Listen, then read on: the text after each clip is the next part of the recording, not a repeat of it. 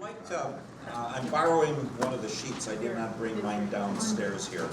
But as we get going today, we're actually at the end of the Old Testament historical era with today, with Ezra and Nehemiah. We had one book that went a little bit later, which is Malachi. But we're at about the same time as Haggai and Zechariah. And so they were talking about rebuilding the temple, and they didn't talk about rebuilding the city. And so as we get into the writings, or as we continue with the writings, the only biblical books that are left are Chronicles.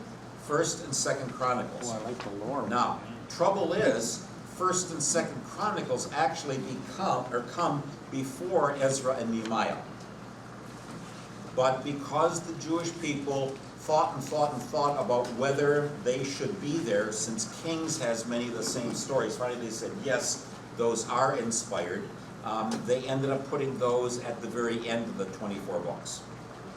So we will look at those. Then we're going to have one last time to look a little bit at the intertestamental writings and to kind of do a kind of an overview of all of the material again. So after today we have 3 more sessions to do. Chronicles, we're going to find out, is really the story of Israel and Judah, mainly the story of Judah.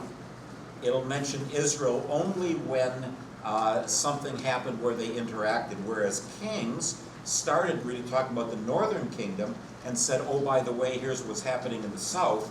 Chronicles says, here's what's happening in the south, and oh, by the way, here's what happened in the north.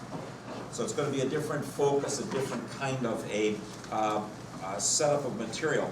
One of the things, if you have prepared for today, that you will notice about Ezra and Nehemiah and Chronicles is you're going to see lots and lots and lots of names. They kept the records, they kept the family records, and so I could make you all irritated with me and bored out of your mind if I would read everything from Ezra and Nehemiah today. Desiring to do that, here we go. But as we have looked, when we did the Megillot, we've done that in kind of 2 sessions. So we did Psalms, and then Job and Proverbs, and then Ruth, Song of Songs, Ecclesiastes, Lamentations, and Esther is part of that scroll which has the celebratory times, the various feasts that come along the way. And so we finished that one with Esther and did as much as we could from Daniel last week. Now there are additions to Esther that we still have to talk about sometimes, some prayers that were interspersed within the material that are in the Greek but not in the Hebrew. And in the book of Daniel, there are 2 extra chapters, chapters 13 and 14 in Greek. And the last week we'll talk a little bit about some of those. In addition, there are going to be books like Judith and Tobit, and 1st and 2nd Esdras. 1st Esdras is part of the Roman Catholic Bibles. 2nd Esdras is not considered inspired by them. We'll have 1st and 2nd Maccabees. We'll have Ecclesiasticus. We'll have the Prayer of Manasseh, and there may be a couple other things I haven't thought of right now. But I gave you in the handout a little bit about the historical background as well. And so that's what I want to at least refer to. It's not on the screen for right now. But if we look at the main things about Ezra and Nehemiah, it's that the temple is rebuilt, the city walls are rebuilt, and the Torah is reestablished. Those are the 3 big things for what we do. So they came back, and what were the steps and the stages in the process. They come back because the Persian Empire has taken over from the Assyrians. No, the Babylonians. The Babylonians took over from the Assyrians.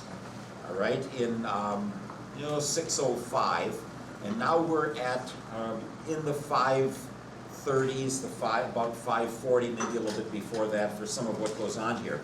But the Persian Empire, remember, is that which stretches out all the way into Iran. Okay, Persia is present-day Iran. And many people would say this is the first major world empire. And by a world empire, it means that you have people who have different languages and customs that you try to unite together. Now, the Persians could be as mean as anybody else. And if memory serves me right, a lot of people say they were the ones who invented crucifixion. So it goes long before the Romans. But they also said there is a good way to try to get people on our side who have been taken away from their own original homelands. We're going to let them go back. And we're going to let them reestablish their worship. As we looked at in Haggai and Zechariah particularly, they did not allow Zerubbabel to become a king. And today you might notice that there was a worry by some that Nehemiah wanted to become a king instead of a governor. But they allowed people to go back, and so I'm going to just look at these high points here. They are known, first of all, for the fact that they were very organized. They knew what organization was. Secondly, that they had a very powerful army. Third, that they were tolerant. They would let people have their own legal systems. They would let people have their own worship as long as they gave their allegiance to the empire. So you can do what you want everywhere, but just keep the empire together. Road system, a very, very important part of what's going on, that you can get around places. Later, that's what the Romans did. That's what Adolf Hitler did when he built the Autobahn. It was really a way to move munitions and things like that and get troops moved very quickly from one place to another. So those are the major things. I thought there was a fifth one here. I don't see it on that sheet. But anyway, the most important leader who begins the Persian Empire, you actually have two kind of big names, Cyrus the Great, and you'll notice that he already begins in 559 to 530 is when he has his rule, but it's in about 540 or so that he goes into Babylon, and he, in what they would call a bloodless coup, he gets rid of Belshazzar, the guy, remember, we saw with the handwriting on the wall. And so because they had stopped the worship of Marduk, the people thought this is great, and they rejoiced. So they were very happy when Cyrus came in and delivered them from a couple of leaders that they weren't really happy about at all, Nabonidus and then Belshazzar, his son. And so he pretty much controls land all the way from India all the way to Asia Minor. Okay, so present-day Turkey. All right, these are going to be the guys who are going to want to go into Greece as well. And we'll talk about that in just a moment. So, first of all, as they do that, they say, if you have gods, if you were taken into exile by the Babylonians, we'll let you go back home, and we expect that you're going to be good boys and girls and cooperate with us. That you're not going to try to rebel against us, but that you are going to be happy. And so the first name of what comes up is a fellow named Sheshbazzar, who is identified in various places as one of the sons of Jehoiachin. Okay? There will be others that will be connected with this as well. So you have a connection. Zerubbabel is going to be in that family line as well, Sheshbazzar's son Zerubbabel. So we're going to see people who are connected with Jehoiachin. Jeconiah is the other name that he has. Remember, he's the one, as an 18-year-old, taken off into captivity with his mother, Ezekiel, Daniel, Shadrach, Meshach, Abednego, the leaders that were taken into exile. And so he was under house arrest most of his life, Jehoiachin was, but now his kids are going to be seen as the leaders to go back. There's a place somewhere in, I think in 2nd Ezra that mentions a palace that got built, but they're never going to build the king's home again. There is no king. They'll rebuild a temple, but not the palace for anyone who's going to be leading.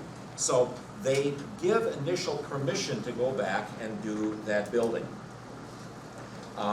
Cambyses, who follows Cyrus, he only rules for 8 years, from 530 to 522, and he brings the kingdom of the Persians all the way down into northeastern Egypt. The Battle of Pelusium in 525, where he extends their rule down there. Later we're going to see the Greeks are going to do the same thing.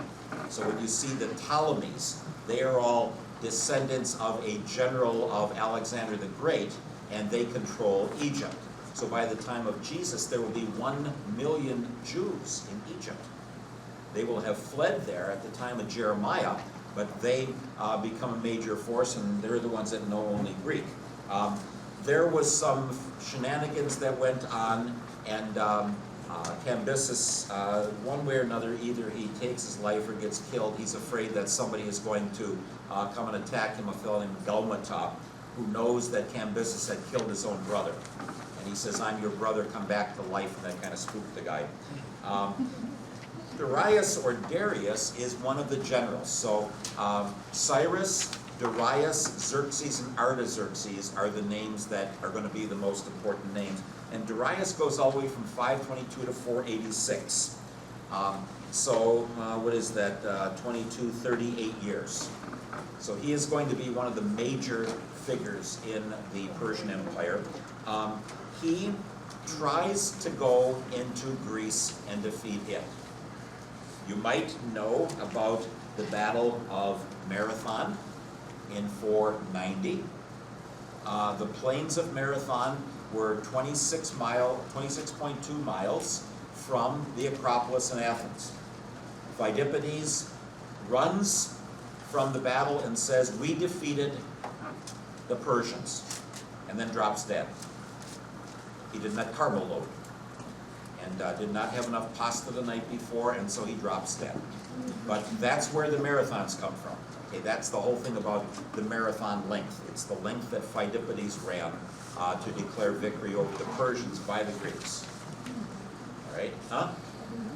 Now you learned something. You learn it where you can. Later, Babylon gets destroyed by Xerxes in 482 when they're rebelling, and Xerxes tries to go and take Greece again. And there are 2 battles. The battle at Thermopylae and the battle at Salamis. The battle at Thermopylae is the battle of the 300, where 300 Greeks stand and keep the Persians from going through a pass. Pili is the word for pillars, or kind of an open notch within the mountains, and so 300 of them keep the Persians from coming until backup forces come. I think all of them die, but then backup forces keep the Greeks from coming in by land. The Battle of Salamis, the Persians have larger ships than the Greeks do, but they get them jammed into a port, into a harbor, and then they're ramming each other because they're getting their ships burned and everything, and so they wreck both of that. So that's the last time the Persians tried to get in to the Greeks. Artaxerxes the first comes after that, 464 to 425 on this. So roughly for about 125 years, the Persians are the dominant force. You get all the way to another Xerxes the second, I think Artaxerxes the second and third. Then you get to the time of Alexander the Great, which we'll talk about another day. Okay, so Alexander the Great, in the 330s, 331, Alexander goes from the west going east. So everything else has been from the east going west, with the Assyrians and with the Babylonians and with the Persians. Now he's going to go the other way. He's going to go all the way to India. And Alexander's soldiers will say, "We're not going any further. You can go further if you want alone. We're going back home." And he dies as a young man, I think at age 31, and probably, I think he's buried in Egypt. I know there's a great mausoleum there, but they built a couple of different places for him to be buried. And sometimes I read that there's questions about some of this stuff too. So the Persian Empire is going to be the empire that is really in the background during the time of Ezra and Nehemiah. All right, by the time the Greeks are going to come along, then we're going to have some different circumstances that we'll only visit in the intertestamental writings, particularly 1st and 2nd Maccabees. And at that time, we're going to begin to see a little bit more about the righteous will come back alive if they died early, that God will bring them back, that there is more of a separation of the righteous and the wicked. You'll see a lot of things like the end of Daniel in some of those writings, which will talk about all sorts of animals with horns and representative of various armies and various leaders and various kingdoms and those kind of things, which are probably subversive documents.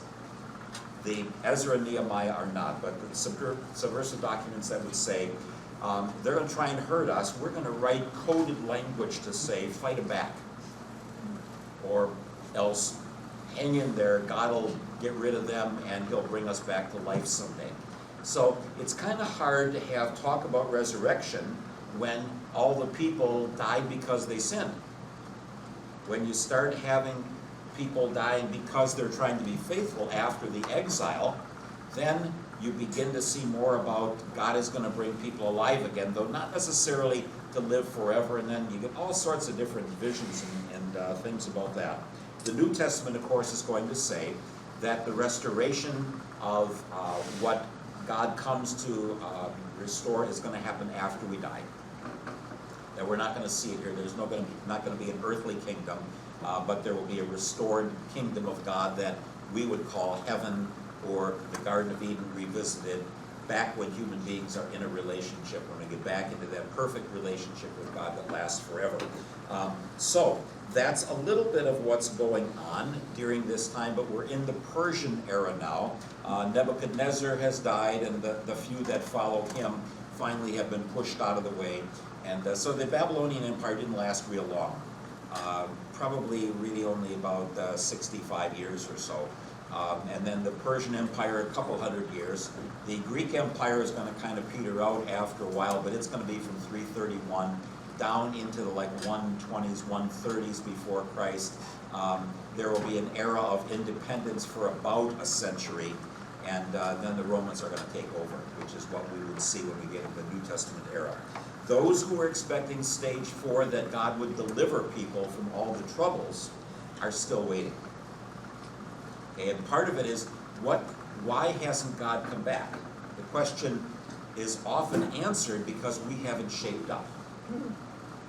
Whether or not that was a correct interpretation, that's what seems to have come out of the Ezra-Nehemiah era. We've got to get our act together. We've got to be doing what God called us to do, to start obeying the laws of Moses again. We'll get into that right now then. So we looked at Ruth and Esther and Daniel. I'll cover another time the little extra things that are in there and the additions to them. But I'm going to go according to the outline that I have in here, though the slides are just in order. So there are people who look at Ezra and Nehemiah, and they realize Ezra did not come back right away with the first exiles. He didn't come back for at least 100 years plus, maybe 140 years. And there are some difference of opinion about whether how he and Nehemiah are related one to another. But here's the quickie overview. The quickie overview is that they come back and they first of all rebuild just the altar. And then, as they're trying to rebuild the temple, and Cyrus had said, it's okay, go ahead and do that, there were people round about who stopped them from doing it. When Darius comes along, they write him. That's the time of Haggai and Zechariah, and they say, we were sent back here with permission to rebuild. And so they search through all the records and they say, yep, that's correct. So go ahead, you can rebuild, and nobody should stop you from doing it. The walls of the city don't get rebuilt for 100 years. So Nehemiah is 445 and 444 BC, is right in that time period, but it was 539 when they came back. So the walls of the city aren't rebuilt for a long time, and when they rebuild them, there are people who are worried that the neighbors round about, up in Samaria and across the Jordan, are going to come and destroy the city when you least expect it. And so then there is the fear about how are we going to defend ourselves from all of that, and the promise that God says he'll be with them. But they rebuild houses inside the city 100 years later, and then when they rebuild them, they cast lots, and the losers have to move into Jerusalem. 1 out of 10. Nobody wanted to live there. They were all afraid they're going to get killed. And then either in that era or a little bit later, a generation later, then Ezra comes along and he promulgates, sets forth the words of Moses. He's called the second Moses. He's not a translator of Moses, but he gathers together all of what had been passed down and gives it to the people. And he is assigned in second Esdras in the Apocrypha, and what's connected with the Apocrypha, it says that he wrote 94 books. 70 of them are secrets of what's going to happen in the future. The other 24 are what we have in the Hebrew Scriptures. So it says that he had some copyists with him, and the Holy Spirit moves him, and he just starts talking, and all this stuff gets written down. Now that's not in the Bible. That's in one of the books that is connected with the intertestamental era, where they say he was involved in that. But Ezra definitely, who's from the priestly families as well as many of the others, like Jeremiah and Ezekiel, he's the one who is seen as having pulled it all together. So it goes from who knows who had it and how they had it, to kind of Genesis through Deuteronomy and Joshua and Judges and Samuel and Kings and the Isaiah, Jeremiah, Ezekiel, the minor prophets, and then all of what we have here in the writings. So he is identified as the one who pulls that together and then says, let's start living according to this. Now, we can see when we look back in Exodus 20, God says, I brought you out of Egypt. Now here's how you can live. You're enabled or empowered by my presence to live in this land that I have chosen for you.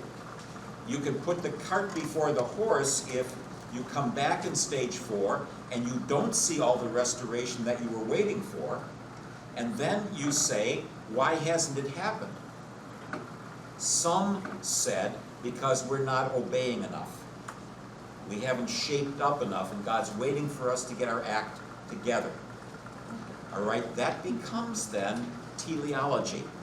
We have to do our part, and then God will do his part. We have to act first. And that goes all the way, in some ways, into the New Testament.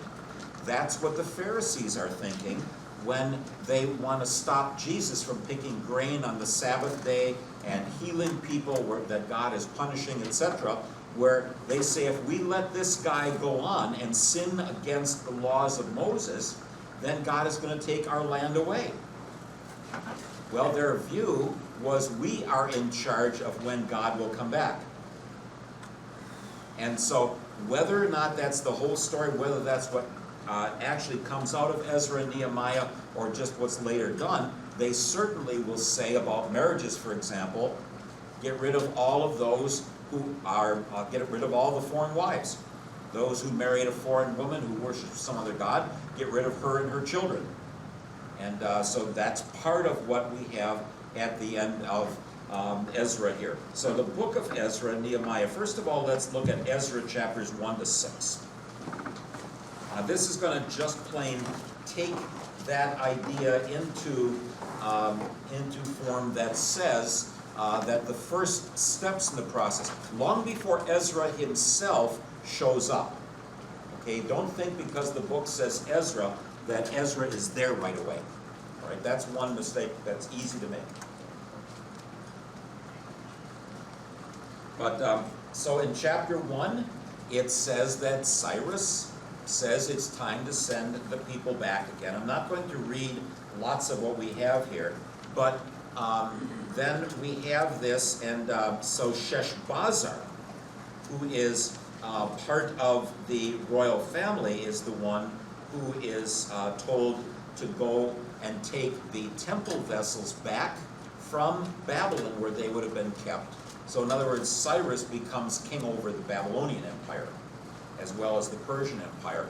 And he says, okay, all of those temple vessels that Nebuchadnezzar took when they were burning the temple down, or earlier when they took Jehoiachin and the others, go and here you can take all those back. They didn't have any idols to take back because they didn't have any idols in the temple.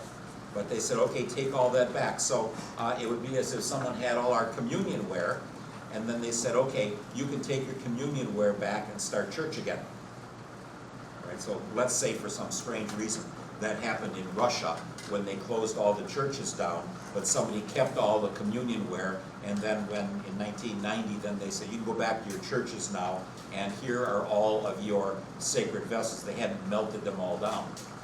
That was sort of like, we won. See, we got your God's vessels. And now Cyrus simply says, I can buy your allegiance by letting you go back, but I'm going to make sure that I've got somebody watching over to make sure you don't go and rebel against me. Now the neighbors round about in north of Jerusalem, they're going to say these guys are trying to rebuild their temple, to rebuild their palace, to rebuild their walls, so they can rebel and start their own kingdom again like they had with David and Solomon.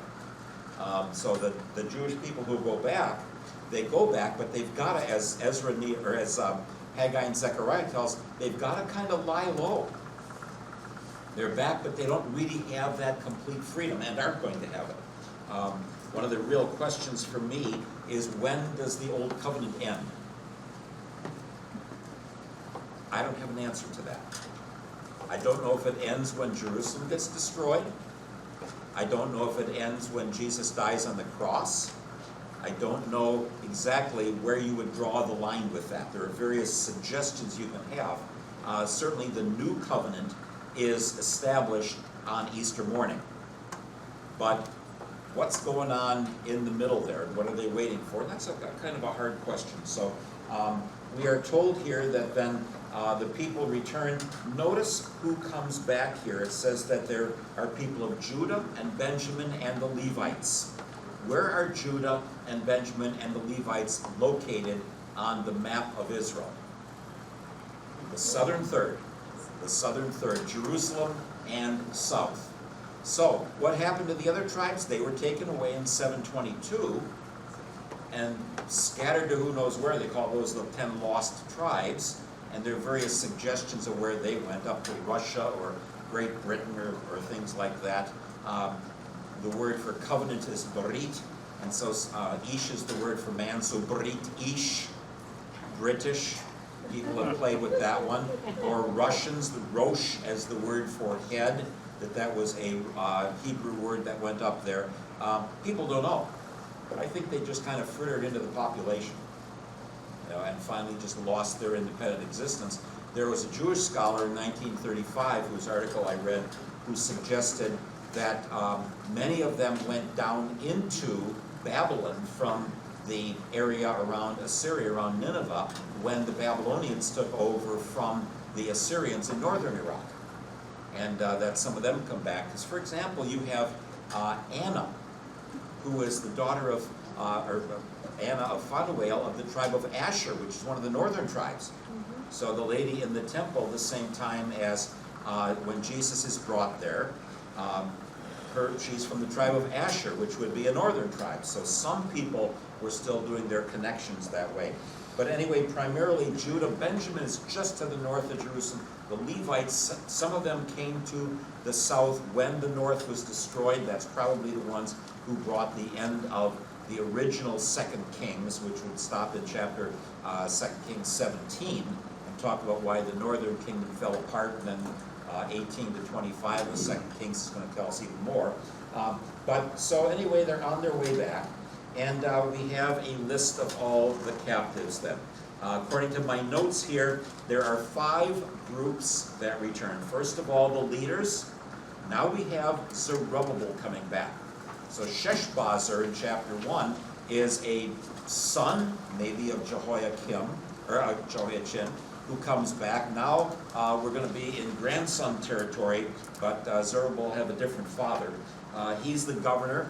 Yeshua, another form of Joshua, is the high priest. We've seen their two names in Haggai and Zechariah. We have visited with them already.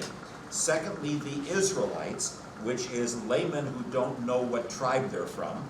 Third, the temple officials. The fourth, those of dubious genealogy, where we don't know whether they know exactly who their ancestors are. And then servants. They come back with servants.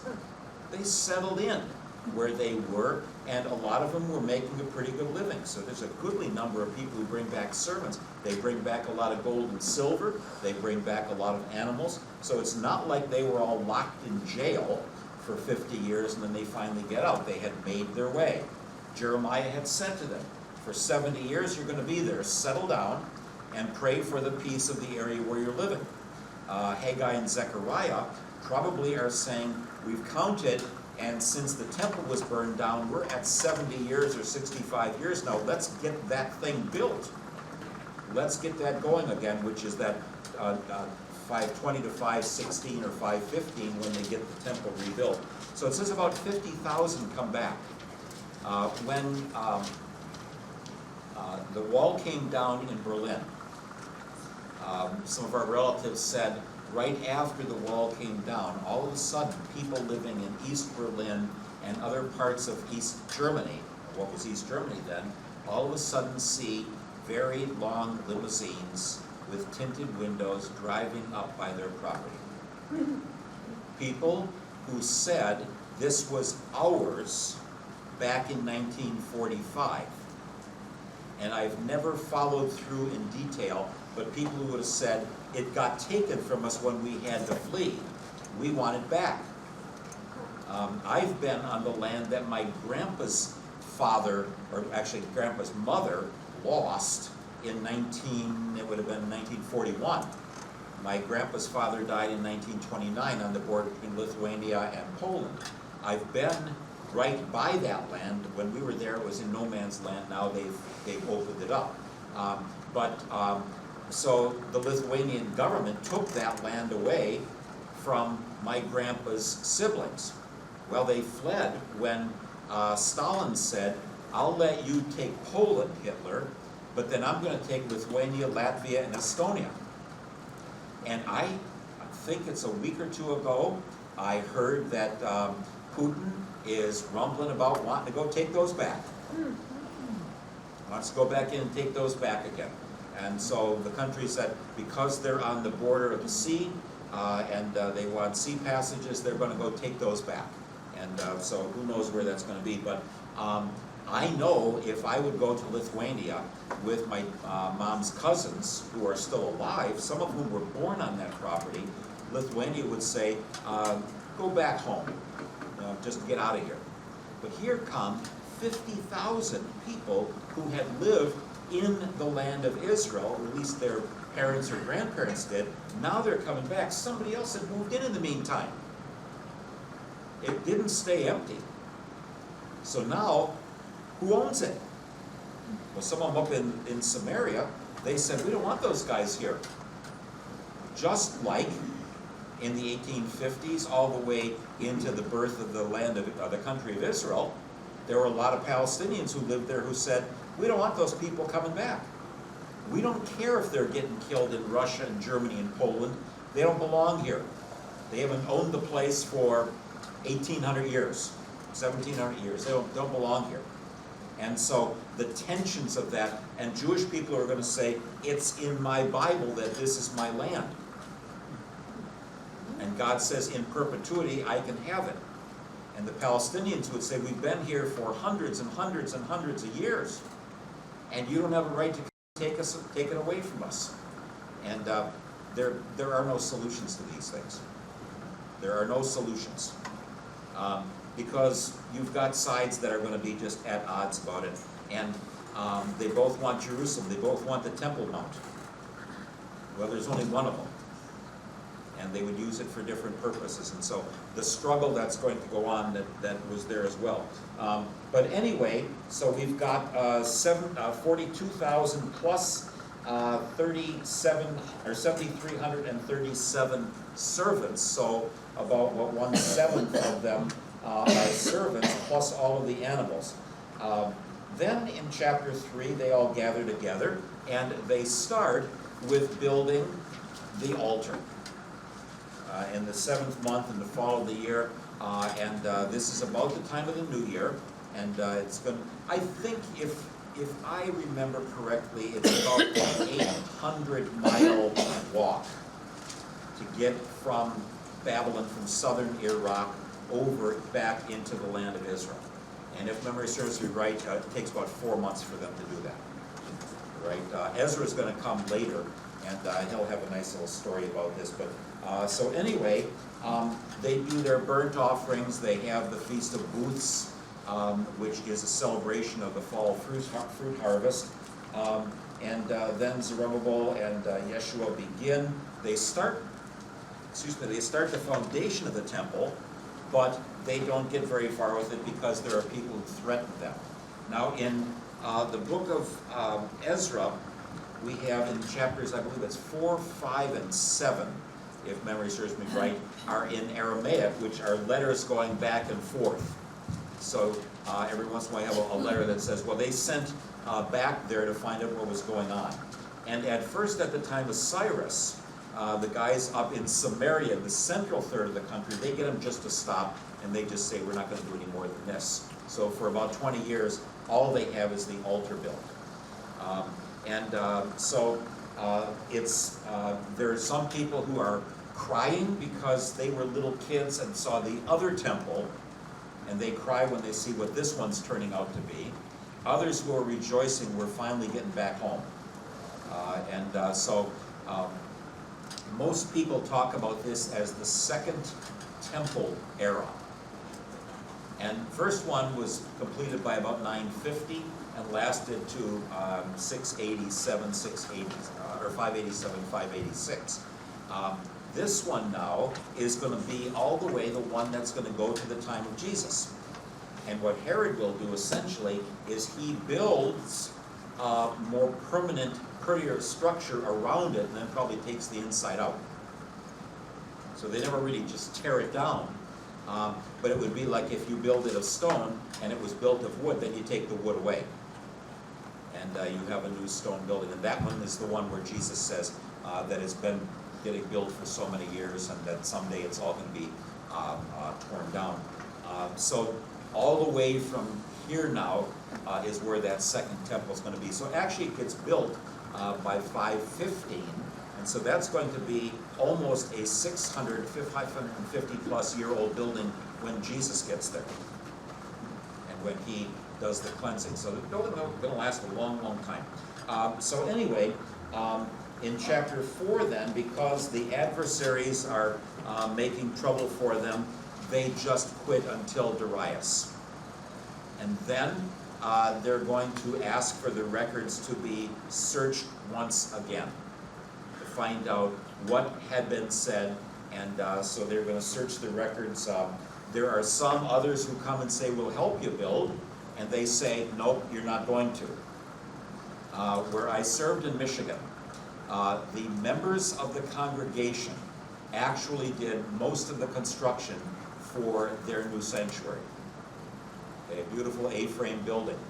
One of our members was married to a Roman Catholic man, and he said, I'll be very willing to let you use my flatbed truck to be hauling stuff over there and go to the lumberyard and pick it up, and they said no. Only Lutherans are going to work on this building. Now that's late 50s, early 60s. That didn't exactly sit well with her. She remembered that forever. Okay. They said no. It was neighbors right down the road from each other. 2 next door neighbors. I'd be glad to help you. Nope, we don't want your help. Well, here, the Jews in the south are saying, we don't want the help of the Samaritans. Believing that they were a mixed crowd, not faithful members of the northern kingdom who never went into exile, but that they were mixed up with those who had been brought in from other places. That's where the Samaritan problem comes from. It's already reflected right here. Okay, when we talk about the Good Samaritan and all of that, there are no people there called Good Samaritans, but they said, well, you're mixed, you don't just worship God, so we don't really want to be involved with you at all. And that goes all the way into the time of Jesus. Okay, so there was animosity. The Samaritans eventually, during the era of the Greeks, they cooperated with the Greeks instead of fought them. So they had plenty where they're going to hold them to account for that. So anyway, they What's your religious rules that they follow? the Samaritans follow the same 5 books of Moses. They have a couple of places where there's a different reading than is in the books of Moses, but there's something called the Samaritan Pentateuch. And they said, we believe the same stuff. They didn't follow the prophets and the writings, but they follow the same 5 books of Moses. And they exist still today. They still sacrifice. They still sacrifice on, I think it's Mount Gerizim, that they sacrifice still now. And they actually, the Samaritans have been in cahoots with the Palestinians. So a lady that I knew from Woodbury Lutheran, who went everywhere and just took every risk she wanted to take, she was up in Samaria and gave a guy a ride who was walking along the road. She had rented a car, and it happened to be the Samaritan Big Cheese.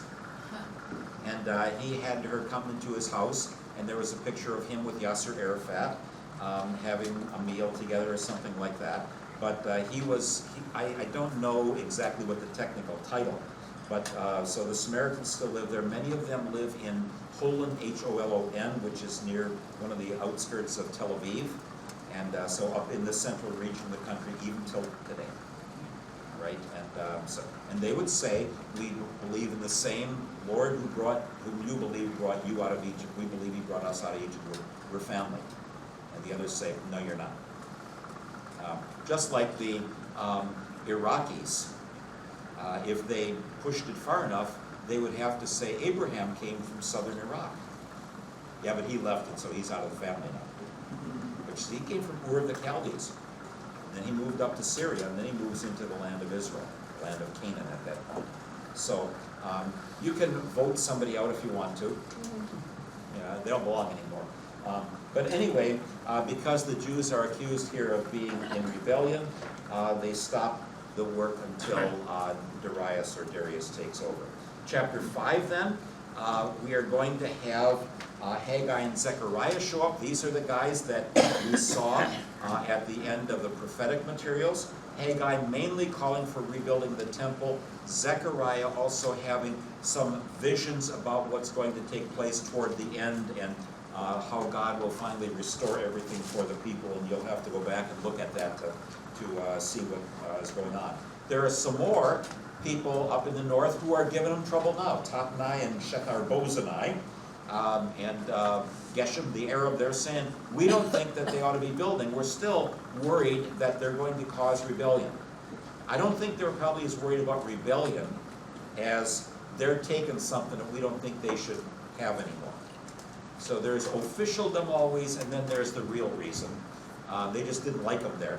And they figured, well, we'll see if we can get the Persian leaders to stop it. And this is when they search the archives, and in chapter 6, Darius finds a scroll in Ecbatana, one of the major cities. You have Persepolis, and you have Susa, and you have Ecbatana, and I can never remember the fourth one. But there are 4 major places where the Persians have palaces and where they have officialdom.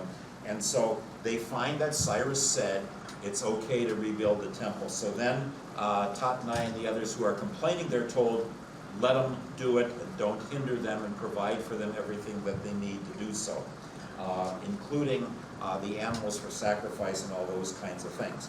So then in either 515 or 516, they rededicate, roughly right at 70 years, they rededicate this new temple, the one that had been burned down by Nebuchadnezzar, where Jeremiah said, for 70 years, just settle down where you are.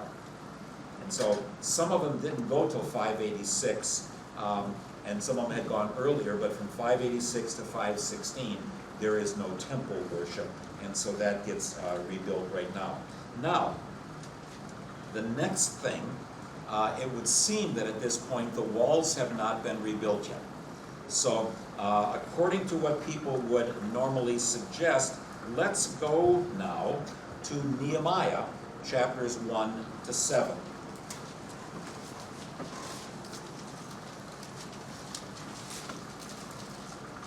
Right, so you've got two books, both of them with a variety of family names and a lot of lists of the people who came back. It's very boring to you. If it was one of your families, you'd be very happy with it. Okay, if your name was in the Bible. And I don't mean just that, the name that you have also appears there, but if your actual name was among the lists. So they're trying to find out who officially belongs here. Be sort of like the Native Americans deciding who belongs to the Midwakaton tribe or something like that, and who thus shares in the money that's coming in. So when we get into the point with Nehemiah then, this is almost 100 years after they came back. All right, Nehemiah has things about Ezra in his book. Ezra doesn't say anything about Nehemiah. Okay, and so just one of the puzzling things. And if memory serves me right, they consider Ezra and Nehemiah one book. So I don't think there's anything from Nehemiah in the Dead Sea Scrolls, but there is from Ezra. And some of the lists are the same list here or there, yes? My Bible says in an introduction that they think that Ezra wrote Nehemiah. It's all possible. Wow. There are all certain, those are those real 150-page introductions, that they have for all of these, where they have all the different theories. Part of the strange thing is when you have first-person stuff. So at the end of Ezra, if memory serves me right, you have first-person stuff. I did this. Early part, Ezra did this, and then I did this. And Nehemiah will also have some of that where it talks about him, and then he's talking. So very just puzzling stuff.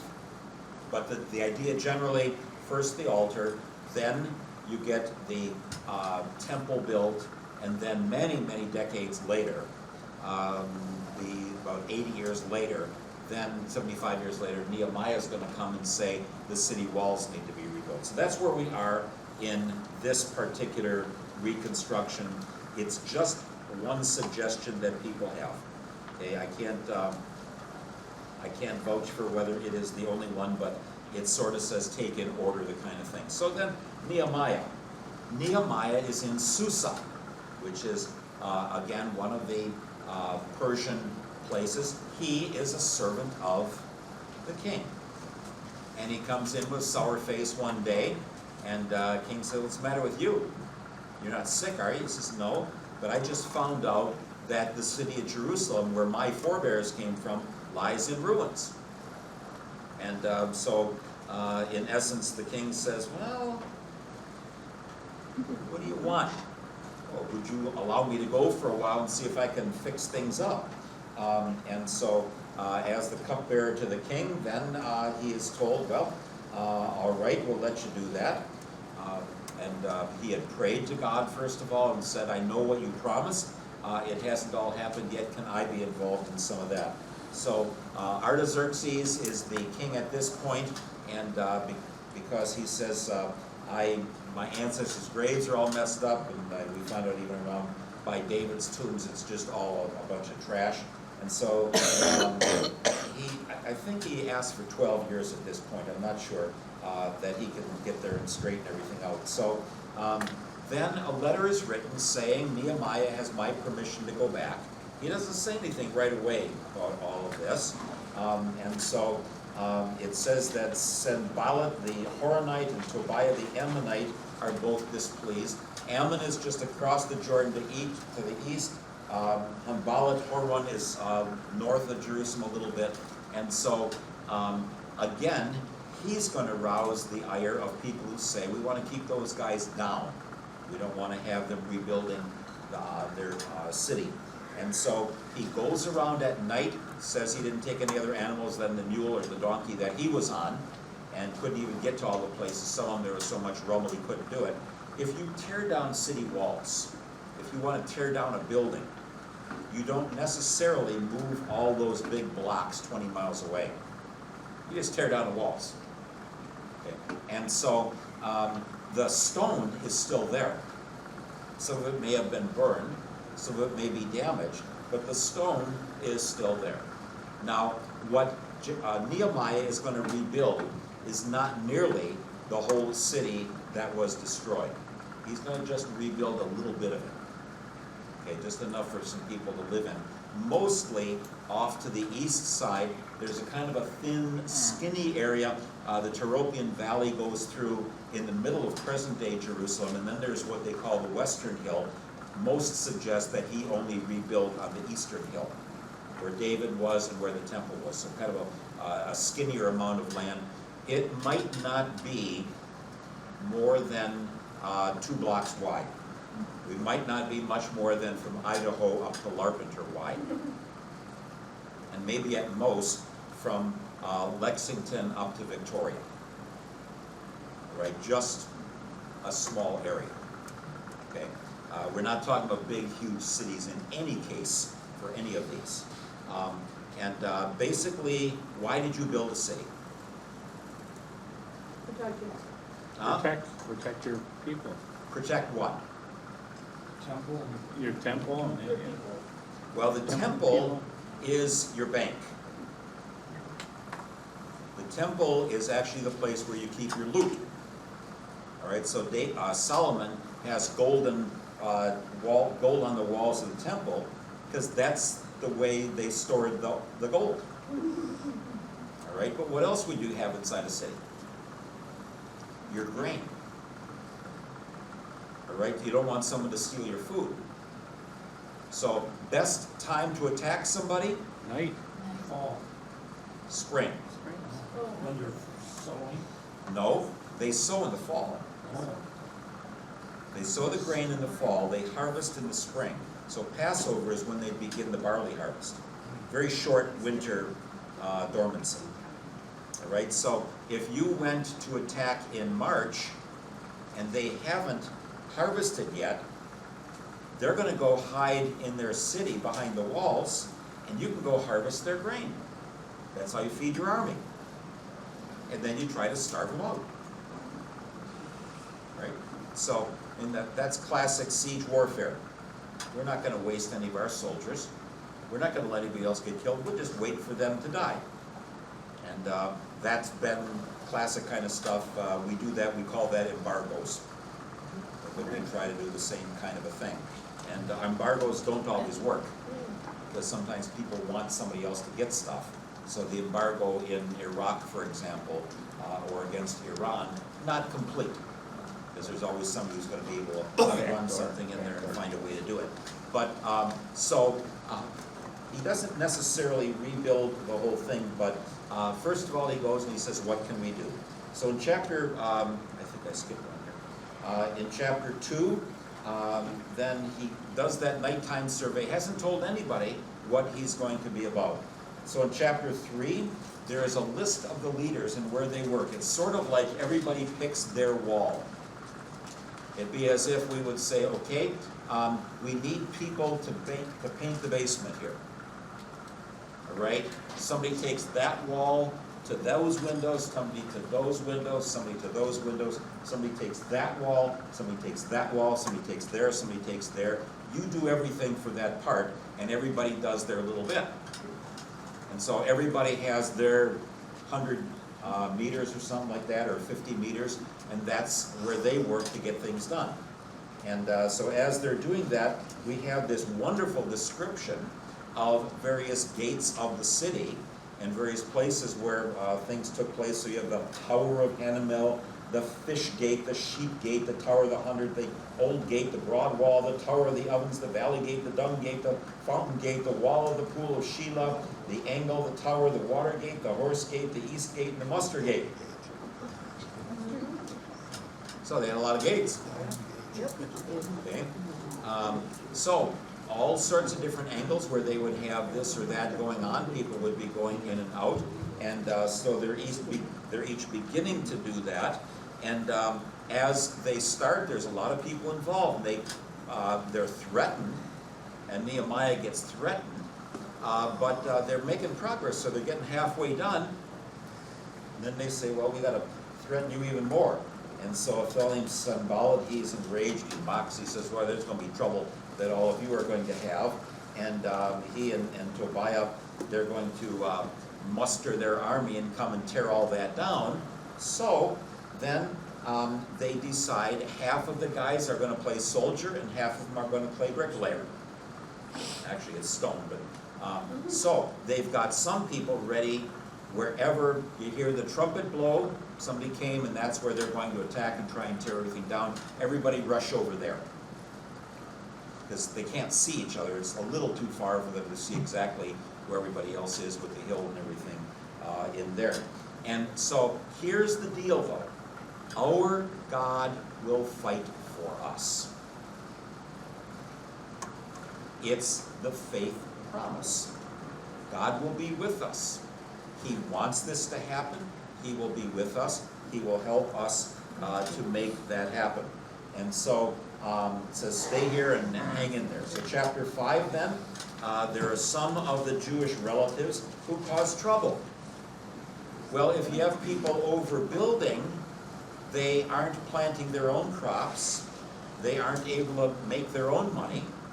They can't pay their own bills.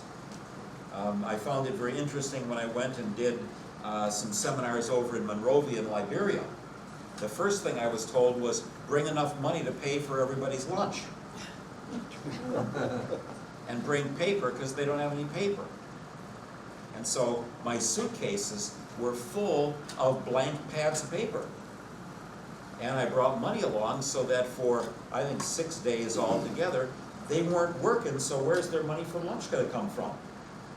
So we negotiated how much they would get each day. It was about $100 a day, I think I paid for everybody to get fed. And then there were people who took care of all that and then give a little tip to the people who had done the preparation. But here I'm doing the seminar, and I have to pay for everybody's food. It won't happen here, folks. Pay for your lunches or dinners. Just one more time, no. No. It's a good thought, though.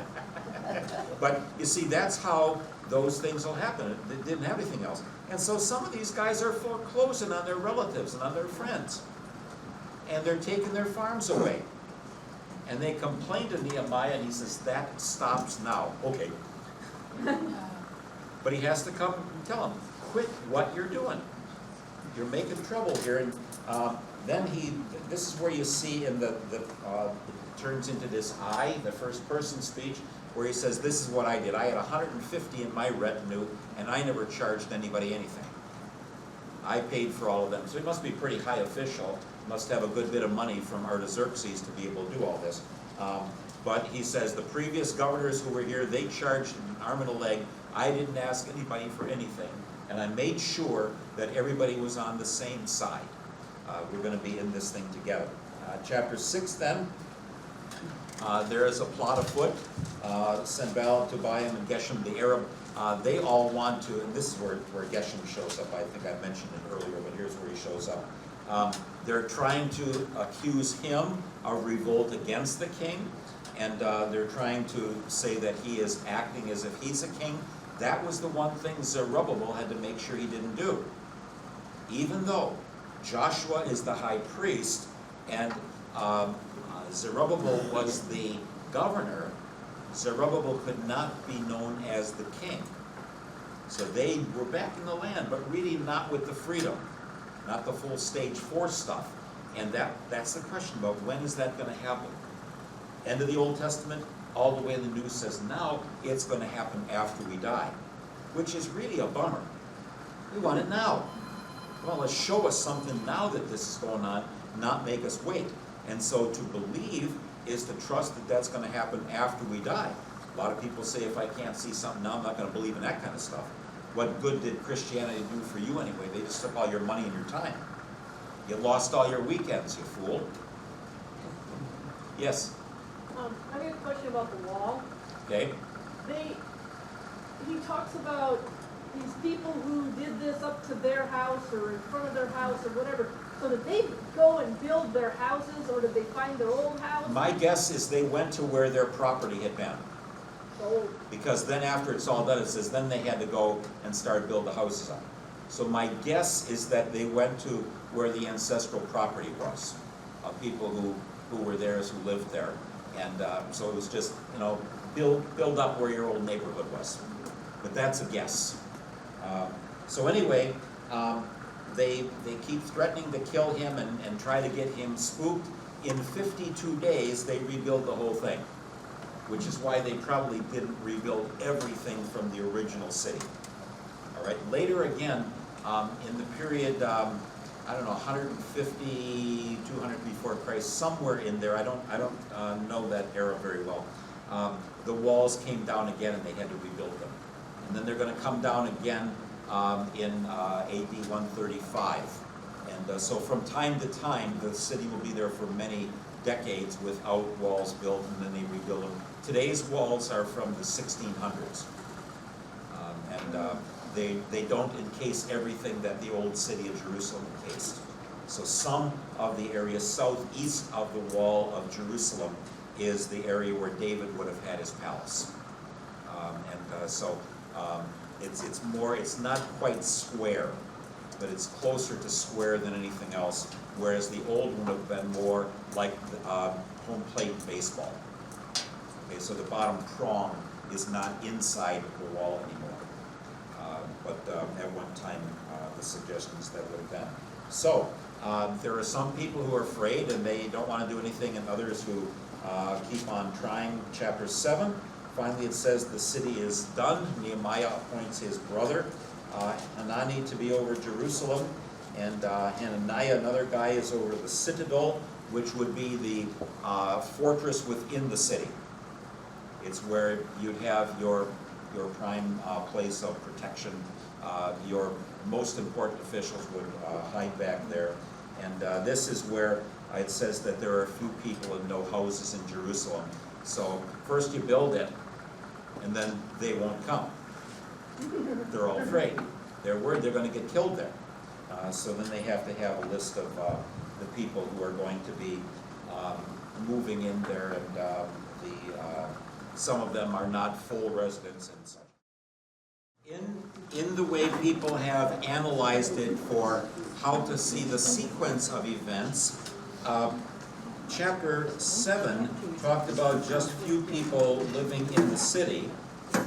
And then if you go to Nehemiah 11 and 12 and 13, it talks about casting lots for who's going to live in the city, and then dedicating the city walls, and then Nehemiah coming back. So in terms of the historical order, there are 3 chapters in there for Nehemiah 8, 9, and 10 about the law being taught that actually are going to fit more with Ezra 7 to 10. So we're going to go to chapter 11 now of Nehemiah. And I had mentioned that 1 out of the 10 were chosen to live in the city. So were they the losers or the winners? Yeah, they thought of themselves initially as the losers.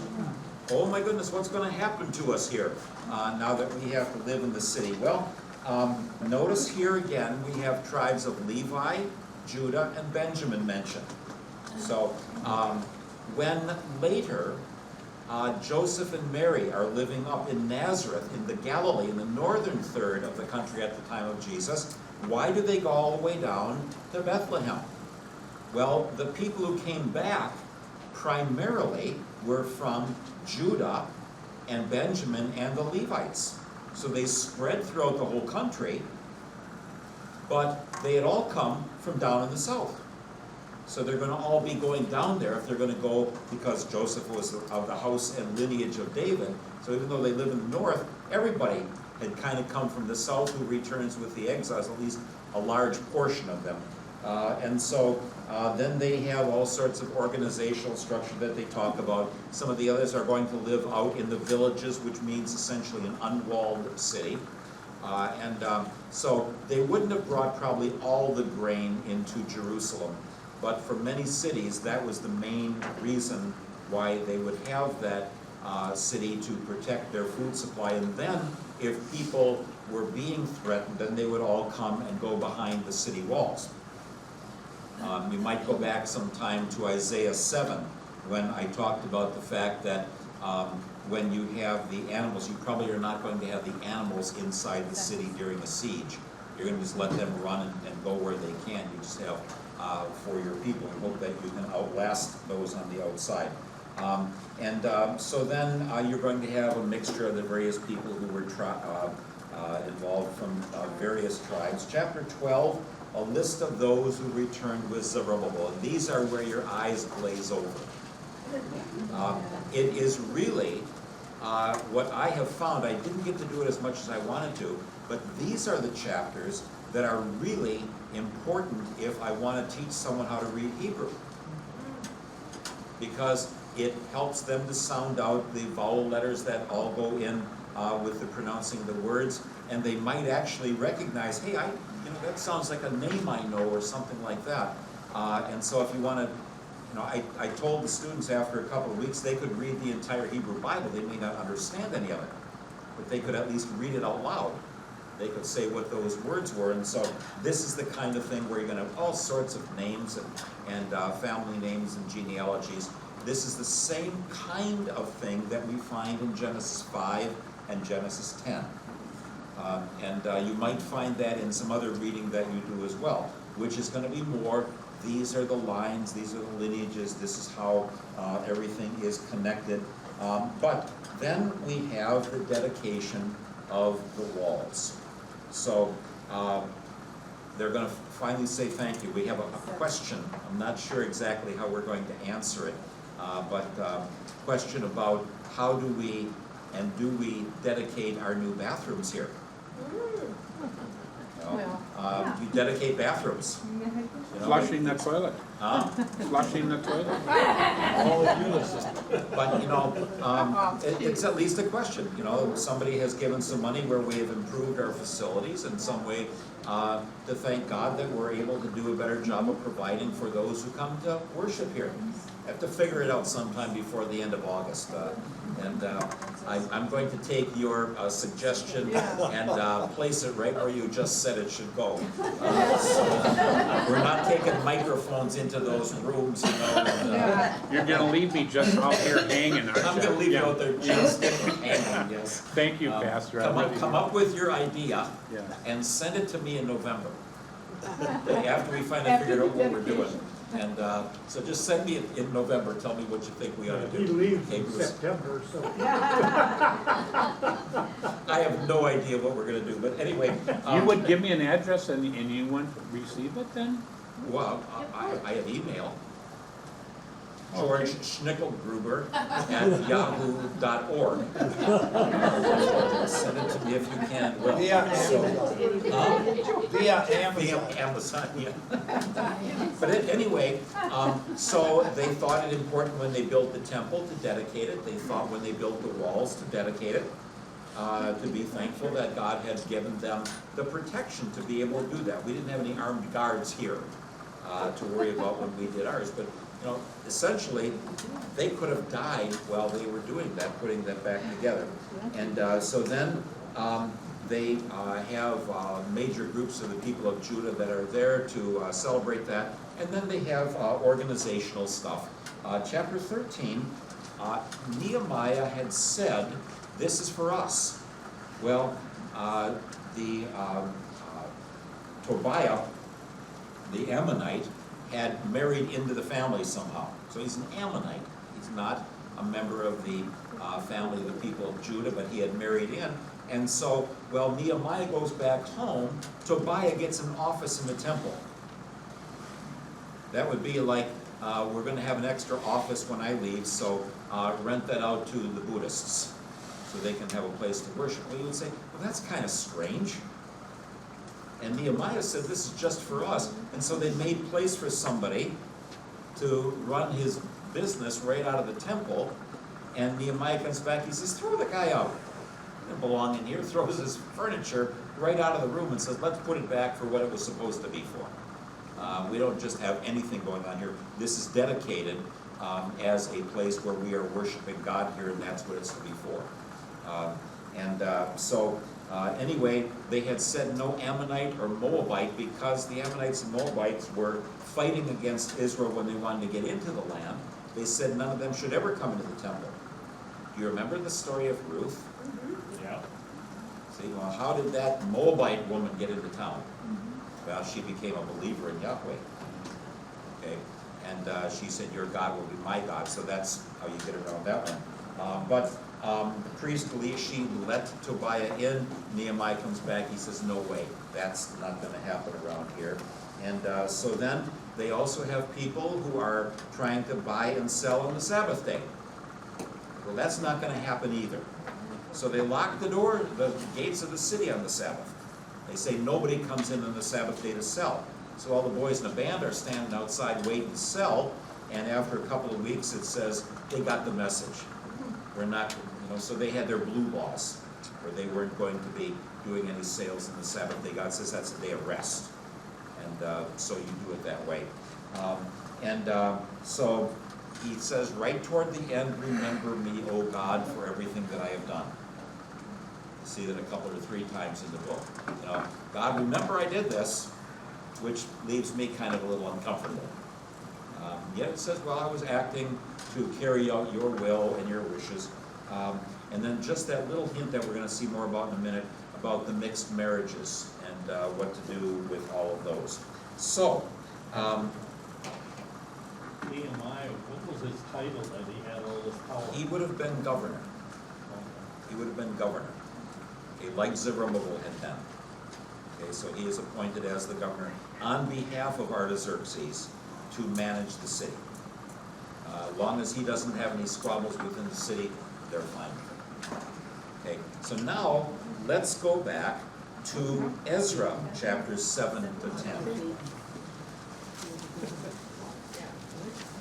I had a hard time explaining that myself. Because now, during the time of Artaxerxes, and the question is, Artaxerxes the first or the second? And one of them, it's in the 540s, others, or the 440s, the other one 450s, the other one 398. So are Ezra and Nehemiah at the same time, or does Ezra come later? And you might say, well, that's easy, but major scholars disagree about which one this is, because they didn't know them by Artaxerxes the first or the second. Okay? If until you have a child, you can't be a senior and have your child be a junior. You don't get to be a senior until there's a junior. What's the name of the present pope? Pope Francis the third. That not third, Whatever. Pope Francis the nothing. Nothing. He's the first Francis who ever was. So he won't become Pope Francis the First unless when he is replaced by somebody, they choose the name Francis the Second. And then he'll become Francis the First. Right now he's Francis the Only. The one and only. The one and only. So you don't have Francis the First. He's Pope Francis. He happened to pick a new name, and so he's not Pope Francis the Second. So Artaxerxes the same way. Is he Artaxerxes the First? Artaxerxes the Second? He's just Artaxerxes. Herod didn't become Herod the Great until after his sons and grandsons were Herods. Then they gave him that name. So he wasn't known as Herod the Great in Jesus' day. He was known as Herod. Why would you have the great one if he's the only one who was? All right, and so that, it just makes it hard when you're reading this to know which one. In the northern kingdom, we have Jeroboam the first and Jeroboam the second. They weren't known as Jeroboam the first and the second in the Bible. That's only later when somebody's making a list up and they say, well, the first one, the second one, and they weren't relatives either.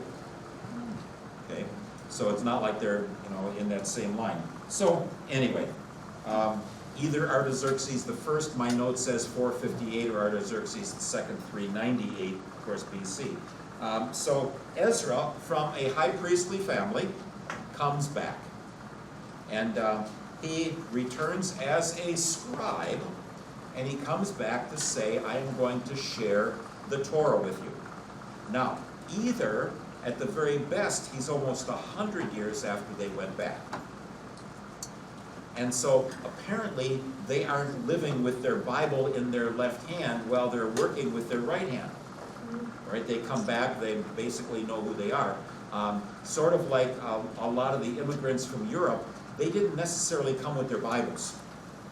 They came here maybe to be farmers, and then somebody gathers all of the people from the Swedes or the Norwegians or the Germans or the French or Italians or Irish together, and then they may say, okay, now let's get together and let's give some spiritual care. Not everybody came here for religious reasons. A lot of them for economic reasons. And so Ezra is doing the same kind of thing. And so it says that he is a scholar of the text of the commandments. So he is going to set forth what we would find primarily in Exodus and Leviticus and Deuteronomy. He's going to set forth, this is the will of God. He's going to say, here's what God did. He'll be telling the stories as well. And so, in essence, we owe our Bible, our Hebrew Scriptures as Hebrew Scriptures, to Ezra. He would have been the one who would have gathered stuff together from whatever he found and put it together. Yes? I may have missed this, but is Ezra an older man, or don't we know that? Is he like Don't- a, Don't know. we don't know. We don't know. My guess is he's older, but we don't know. What does that mean though? 100 years old or no? No. No, just a normal older man. Yeah, my, Okay. this is an absolute wild, foolish guess. I would think he's in his 50s. Okay, But that's an absolute wild, foolish guess. that's, okay. Okay, it's my story, I'm sticking to it. He asks to be able to return from Babylon. He says, my God wants me to go back and help our people. Then he's in trouble. He's in real trouble. Because he says, my God wants me to go back there. He says, I guess I can't ask for a guard to go with me. I guess I can't ask for any soldiers, because I said my God would watch over me. And you know what happened? We came back and nobody attacked us. So God actually took care of us. And we didn't get beat up on the way back. But he says, I had to take a risk myself. I said my God wanted me back. Well, then go on my own. So he and the others who come back with him, they return. And then they say, here's what formed us as a people. Here's what we need to be recognizing. And many people were very, very desirous of being what God wanted them to be. We don't have the kind of stuff of worshiping other gods, though they did some marriages, and treaties with other nations, though they did some marriages, or beating up on their fellow citizens, though Nehemiah has to straighten a few of them out for ripping off the neighbors. That didn't end there. So you never have any more of the stage 2 threatening stage 3. That comes before the exile with the destruction of Samaria and the destruction of Jerusalem. But the destruction is never talked about again. So now it's going to be, there may be individual groups within it that have to be dealt with, but it's like God had said to Noah, there'll never be a flood again. God says here, I'm never going to destroy my people again the way I destroyed them, because almost all of them had turned away from me, and then have a remnant. We're in stage 4, and you never leave it. You may purify people in stage 4 and remove some of them if they're acting against God, but we never worry again, never have it again, that God is going to see that some foreign nation comes in and destroys Jerusalem. It actually happens with the Romans when they do burn the city down in 135, but that wasn't anything that any of the prophets here were talking about, right? And so as they're doing this, Ezra is just saying he's from the tribe of Aaron, and he's bringing back even some more vessels. So there's all sorts of people bringing back vessels and money. And then he as well talks in I language here. He's talking about here's what I am doing. So some places you have he, but in Ezra 1-7, Ezra doesn't exist. He's not in Ezra 1-7. That's the time of Yeshua and Zerubbabel and the others who come. Nehemiah is basically about Nehemiah's time. So the story goes a lot farther than just where he shows up in it. Okay, we might think, well, book of Ezra must be all about Ezra. No, it's about a lot of things that happened beforehand. But now he's gonna come, he's primarily the lawgiver who is involved in this, and then you have some more lists of the family heads who return. You're gonna see a lot of the same names in Nehemiah, and then in First Ezra as well. Yeah, Bruce? So Ezra is before Ezra. The book of Ezra Right. deals with events before Ezra shows up in the Right, book. right. Okay? Yes, thank you. So, if I were writing history of Emmaus Lutheran Church, a lot of it would happen before I showed up on the scene. Okay, that's what we have here.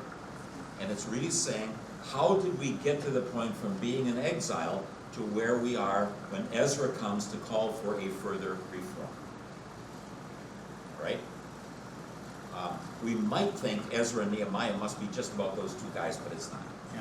Okay, and just to kind of keep that in mind, right? Which is why people will say, well, let's look at Ezra 7 to 10 and Nehemiah 8 to 10, because that's talking about Ezra's activity when he came to do this reform movement, either at the time of Nehemiah or later than that yet. Would you remind me, how many years then is it from the first people, the first group that came back to Judah and now Ezra? If Ezra is at Artaxerxes the first time, it's about 80 years. If it's at the second time, it's 140 years. It's a long time afterward. Either way. So in other words, the first thing that happens is they build the altar. Then they build the temple 20 years later. Then they build the walls about 75 years later. And Ezra would be either 75 or 80 years later, or all the way to 140 years later when he comes, if he's with Artaxerxes II. So they're living there, they're surviving, but he's going to do, in essence, a reformation. See, let's get back to You what got we me learned. confused again, Good. because you're saying they built this and they built this and this when Ezra comes. By the time he comes, it's all built. Oh, By the time he comes, the altar has been built, the temple has been built, the walls have been built. but Nehemiah is the one that was in it, putting the walls and things in. Yes, that's right. So it sounds like Ezra would have known Nehemiah. Maybe, it depends on which is a connection. which Artaxerxes. Okay. Okay? It depends on which Artaxerxes is mentioned in Ezra. Okay? And whether the material in Nehemiah actually is from Nehemiah, or somebody made a copy of what Ezra did and then referred to it in Nehemiah's book as well, and kind of scrunched it in there as a copy of it, like we have with Isaiah, where part of the book of Isaiah is from Kings, and part of Jeremiah is from Kings. Sometimes people will take a story and say, we want to tell that story, so they take the chapters in one place and put it in another. You've got Psalm 14 and 53 are the same psalm. So you can't be sure about it, okay? Nehemiah, at least, is either an associate of Ezra or precedes him. Nehemiah is an associate of He's Ezra. either there at the same time, they both come under the same Artaxerxes, or Nehemiah's gone by the time Ezra shows up. And the point is, Ezra can be independent. It doesn't matter if the structures are there, because he does have, It doesn't The matter, books. He it doesn't has matter, the but we books know that that they he- would have been there by the time he's there. he has the books he needs, and he's the one Yes. that brings them together. Yes. So that's. He's the one who gets the Bible stuff pulled together. And it is at this time we're going to have synagogues beginning, where they would study that and read that. So synagogues, When they have that time where, isn't it in Nehemiah's time where they have that long reading about the law? that's Ezra. That's coming up right here. Yeah. Yeah, That isn't where they're doing it in the Nehemiah's. rain. And Huh? now I don't. Okay, I Enjoy can drinking that. at home. Leave it with, let's look at this Yeah, now okay, and thank you. pull that together. So Close my eyes Ezra, and remember. they bring offerings back. Then, as he gets back, he finds out that there are intermarriages that have taken place. Ezra does. He says, oh my goodness, there are intermarriages. Remember how Paul says, do not be unequally yoked with an unbeliever? Right? Awful lot of people fall in love with somebody whether or not religion's the most important thing or not. Often it's not the case. Okay, and so here he says, well, you're going to be worshiping other gods then. You're going to be drawn away. God had said, mark yourself as a special holy people. Now, is that right or wrong what he is saying? He's saying, get rid of your foreign wives. Right or wrong, it's what he called for, and there were some people who disagreed with it, but most of them said, well, if we want God to bless us, we better do what he told us, or else we're going to be in trouble. We don't hear much more about it than that, but Ezra confesses on behalf of everybody all the sins of the people, and then they have this great assembly. And so the confession, we've broken faith with our God, we've married foreign women. There is some little hints of this, I believe, in Malachi as well, where that was continuing on for a while. So many of them say we'll send our wives away. Probably they just set up a separate household for them. But we don't honestly know. There's just not enough information there. But then you've got the rain that comes. It's the fall of the year when they're going to be doing their grain planting. All right, because the Feast of Booths, you finish your grain harvest, and then you start getting the fall rain or the early rain. Late rain is February, March, to bring the crop to fruition. And so at this time then, I read, I think it's about 15 hours to read the entire Torah onto tape. Okay, the whole Bible is 60 hours. All right, and whenever we're driving in the car, or we're driving in the car with my cassette tapes, if I wanted to listen to any of that, I couldn't. Nobody would tolerate it.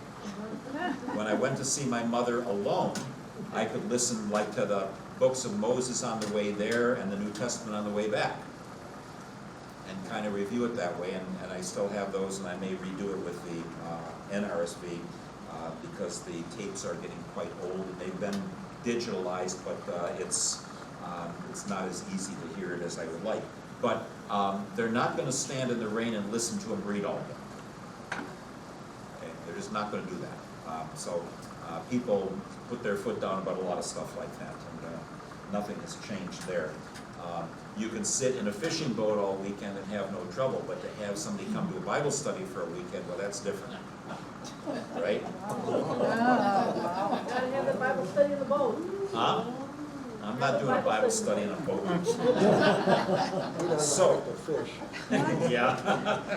So it ends up that it takes them 3 months to sort it all out, and to list everybody, some from the priests and others, but they finally sort it out, and at least a large percent of them say, okay, we will do what we're called to do. So now we're going to go for the last part about some more of the teaching about the law from Nehemiah 8, 9, 10. And so at the very end of Nehemiah, we have some more stuff about him.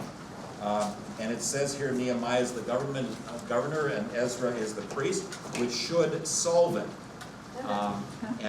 So you would think that, but we don't know exactly about the rest of it, how the order comes. I'm going to just tell you about it, and you can resolve it however you want to. But it says that the people come so they can study the law, and that they have an 8-day festival. That would mean you only have to listen to 2 hours each day for the 8 days, and you can get through the books of Moses. Right? Well, not so bad. Right? You have enough time to do something else, like tiddlywinks or something else along the way. But then, in chapter 9, they have the rededication of the marriages, and this is the one, I want to read a little bit of this. I have to be out in a little while, but Nehemiah chapter 9. Let me see if I'm on the right one. Chapter 9, verse 6. I'm not going to read all of this, but I'm going to read just a little bit of it. This is probably the last of the covenant renewal ceremonies. The remembrance, here's what God did for us. And here's how it worked. And Ezra said, "You are the Lord, you alone. You have made heaven, the heaven of heavens, with all their hosts, the earth and all that is on it, the seas and all that is in them. To all of them you give life, and the host of heaven worships you. You are the Lord, the God who chose Abraham and brought him out of Ur of the Chaldeans, and gave him the name Abraham, and you found his heart faithful before you, and made with him a covenant to give to his descendants the land of the Canaanite, the Hittite, the Amorite, the Perizzite, the Jebusite, and the Girgashite. And you have fulfilled your promise, for you are righteous. And you saw the distress of our ancestors in Egypt, and heard their cry at the Red Sea. You performed signs and wonders against Pharaoh and all his servants, and all the people of his land, for you knew that they acted insolently against our ancestors. You made a name for yourself, which remains to this day. You divided the sea before them, so that they passed through the sea on dry land, but you threw their pursuers into the depths, like a stone into mighty waters. Moreover, you led them by day with a pillar of cloud, and by night with a pillar of fire, to give them light on the way in which they should go. You came down also upon Mount Sinai, and spoke with them from the heavens, or from heaven, and gave them right ordinances and true laws, good statutes and commandments. And you made known your holy Sabbath to them, and gave them commandments and statutes and a law through your servant Moses. Now Ezra, who's republishing all this, is setting up for these people, as he's praying the prayer, this is where all this came from. So we got established here in the land with all of this. We don't know how much, quote, Bible they knew then. For their hunger, you gave them bread from heaven, and for their thirst, you brought water for them out of the rock. And you told them to go in to possess the land that you swore to give them. But they and our ancestors acted presumptuously, and stiffened their necks, and did not obey your commandments. They refused to obey, and were not mindful of the wonders that you performed among them." So we just heard stage one. Now we're moving into stage two. But stage one, this is what God did for us. Stage two now, but this is what they did. They stiffened their necks and determined to return to their slavery in Egypt. But you are a God ready to forgive, gracious and merciful, slow to anger, and abounding in steadfast love. And you did not forsake them, even when they had cast an image of a calf for themselves, and said, "This is your God who brought you up out of the land of Egypt," and had committed great blasphemies. You in your great mercies did not forsake them in the wilderness. The pillar of cloud that led them in the way did not leave them by day, nor the pillar of fire by night that gave them light on the way by which they should go. You gave your good spirit to instruct them, and did not withhold your manna from their mouths, and gave them water for their thirst. 40 years you sustained them in the wilderness, so that they lacked nothing. Their clothes did not wear out, their feet did not swell. And you gave them kingdoms and peoples, and allotted to them every corner. So they took possession of the land of King Sihon of Heshbon, and the land of King Og of Bashan. You multiplied their descendants like the stars of heaven, which is what was promised in chapter 15 of Genesis, and brought them into the land that you had told their ancestors to enter and possess.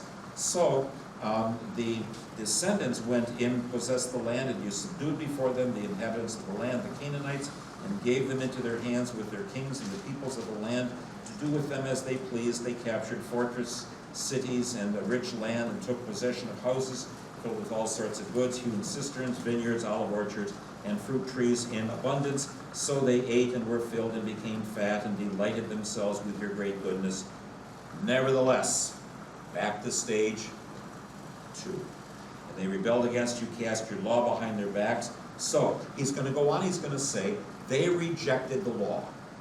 They acted against it, against everything God had set up for them. And thus, stage three came. You delivered all of them from the land. You took them all away, except for a remnant that you have brought back. Now we want to hear that law again, and we want to obey it. We want to live by that. And so that is where he's going to go through and list all of that. And he says toward the bottom of this, you sent the prophets, finally you handed your people over to others, but you brought a remnant. So stage three, the consequences, they got taken away. And then stage four, you spared a remnant. But we are still slaves, and a foreign king rules over us.